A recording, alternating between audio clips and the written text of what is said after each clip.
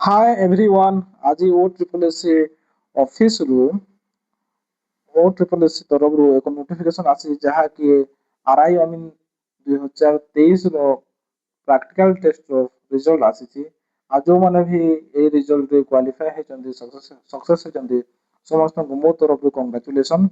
आ आमे देखि दिवा जे ए नोटिफिकेशन कोन अछि आ नेक्स्ट प्रोसेस यार कोन अछि। तो नेक्स्ट प्रोसेस अछि जे यार तुम डॉक्यूमेंट वेरिफिकेशन हबो।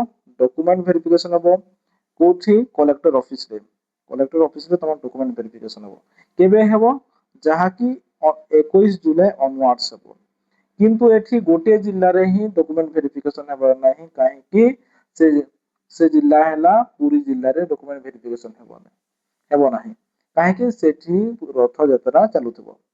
तो हेले पुरी जिल्लार जो पिला माने जो सिलेक्शन होइचंती तो से माने कोठी डॉक्यूमेंट वेरिफिकेशन करबे।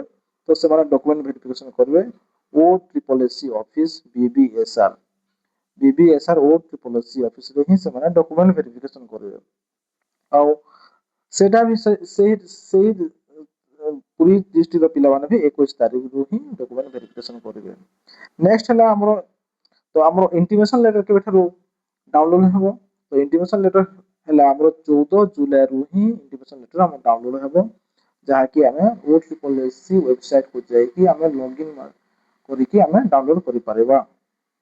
इरा हला आ गोटे एठी मुख्य जिनिस अछि जहा कि कोसी माने एबे जो एग्जाम होइछि एबे रिक्रूटमेंट प्रोसेस रे कोसी थिरे हे नथला जहा कि सेवक सेविका रे कोन हितला 100 टा पोस्ट जदी अछि तो केतेटा पिला को नउथले 140 टा पिला को नउथले काउंसलिंग पे।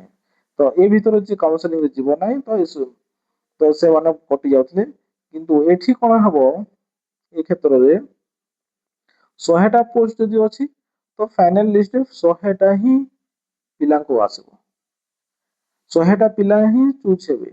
तो एठी देखो फाइनल सिलेक्शन कट ऑफ टा हाई जीवो सब बेले।